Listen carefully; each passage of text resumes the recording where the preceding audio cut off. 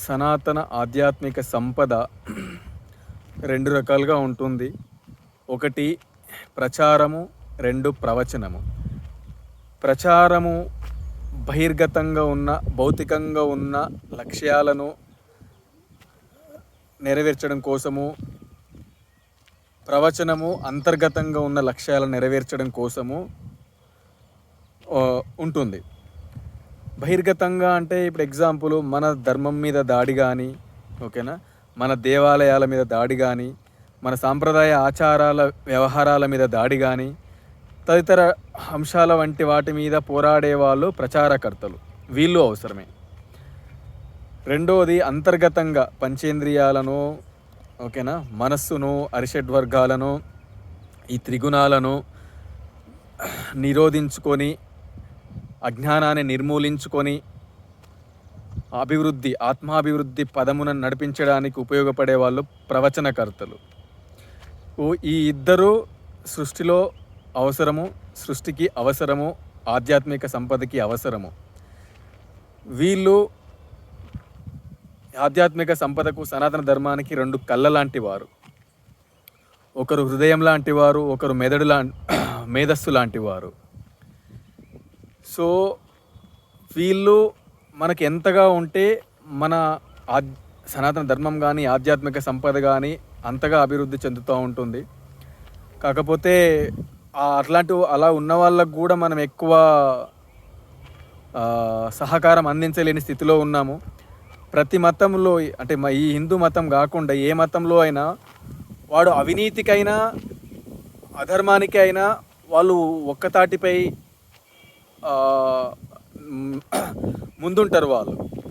మనం నీతి కోసం కూడా ఎవరికైనా మనకి ఎవరికి అన్యాయం జరుగుతున్నా కూడా, మన సంపదకు, మన ఆధ్యాత్మిక సంపదకు, మన గుళ్ళకు అన్యాయం జరుగుతున్నా కూడా మనము ఏకతాటిపై ఐకమత్యంగా ఉండలేని స్థితిలో ఉన్నాము.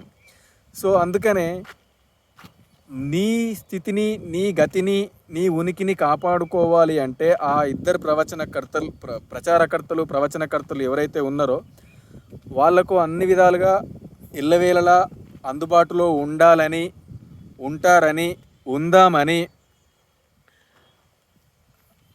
నా తరపున ఒక చిన్న పిలుపు. సో ఇది ఎందుకు అంటే, నిద్రావస్థలో ఉన్న ఏకైక మతము, దౌర్భాగ్యావస్థలో ఉన్న, భౌతిక దౌర్భాగ్యావస్థలో ఉన్న ఏకైక జాతి ఏదైనా ఉంది అంటే అది హిందూ జాతియే. ఎందుకు అంటే, ఓడు మల్లెపూలు పెట్టుకుంటే వ్యభిచారులన్నా పట్టించుకోడు, ఒకరు గుళ్ళు కులగొడుతున్నా పట్టించుకోరు, ఒకరు మీ దేవతలు, దేవుళ్ళు పనికిరాని వాళ్ళు, మా దేవుడే గొప్ప అన్నా పట్టించుకోరు, ఒక లవ్ జిహాదీ అవుతున్నా, నడుస్తున్నా పట్టించుకోరు, పక్కన ఇల్లు కాలిపోతున్నా చూస్తుంటారు కానీ నీళ్ళు పోయరు అన్నట్టుగా ఉంటుంది మన పరిస్థితి. పక్కన ఇల్లు కాలితే తర్వాత మన ఇల్లు కూడా కాలుతుంది కదా, చిన్న సింపుల్ కామన్ లాజిక్ కదా. పక్కన ఇల్లు కాలుతున్నప్పుడు నీ ఇంటికి ఎట్లాగో అంటుకుంటుంది. సో అందుకోసమని ప్రపంచంలో ప్రతి మానవుడు, ప్రతి జీవి ఒకే భగవంతుడి సృష్టి. కానీ అభిమతాలుగా, అభిప్రాయాలుగా విడిపోయినప్పుడు ఏది సత్యమో, ఏది అసత్యమో, ఏది ధర్మమో, ఏది అధర్మమో అది మనం చూసుకొని దానికి తగ్గట్టుగా మలుచుకోవాల్సి వస్తుంది.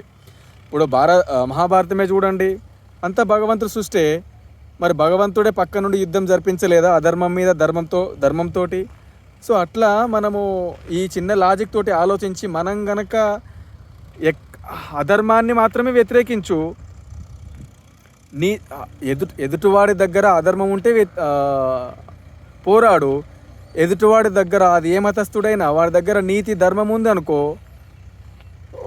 అండగా ఉండు. ఇక్కడ మన దాంట్లో అంటే హిందూ మతస్థులలో అయినా అధర్మం ఉంటే వాళ్ళకు వ్యతిరేకంగా పోరాడు, ధర్మం ఉంటే వాళ్ళకి సపోర్ట్గా పోరాడు. ఓవరాల్గా నీ జాతి, నీ మతానికి హాని చేసే ప్రతి ఒక్కరికి నీ వైపు నుంచి ఇవ్వాల్సిన సమాధానం నువ్వు కూడా ఇవ్వాలి.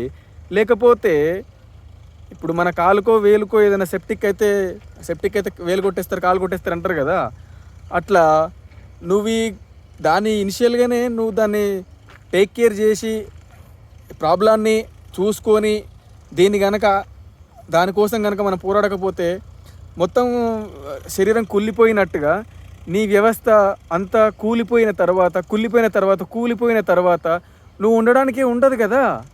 అందుకని ప్రతి ఒక్కడు భగవంతుడి సృష్టి, ఒక్క భగవంతుడి సృష్టిలో ఉన్న జీవులే అందరూ ఒకటే. కానీ అధర్మం వైపు నిలబడి ఒక జాతిని, ఒక మతాన్ని కూలగొట్టాలి, పాడు చేయాలి అనుకునే వాళ్ళకి నువ్వు వ్యతిరేకంగా పోరాడాల్సింది. ఎందుకంటే నీకు ఆ ఉద్దేశం లేదు. ఎప్పుడు ఒకరిని చెడగొట్టాలి, ఒకరికి ఒక మతం లేకుండా చేయాలి, ఒక జాతి లేకుండా చేయాలి అనేది ఎప్పుడు లేదు. ఎందుకంటే సర్వే జన సుఖినో భవంతు అన్నది మన ధర్మము. పరోపకారార్థం ఇదం శరీరం అన్నది మన ధర్మము.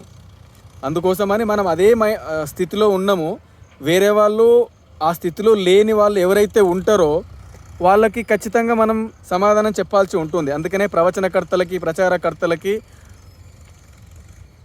అందుబాటులో ఉండాలి, వాళ్ళకి సహకారము చేయూతనివ్వాలి. ఇందులోంచి ఇంకా చాలామంది ప్రవచనకర్తలు, ప్రచారకర్తలు బయటికి రావాలి. ఈ వీడియో పట్ల మీ అభిప్రాయాలు తెలియజేస్తారని ఆశిస్తున్నాను.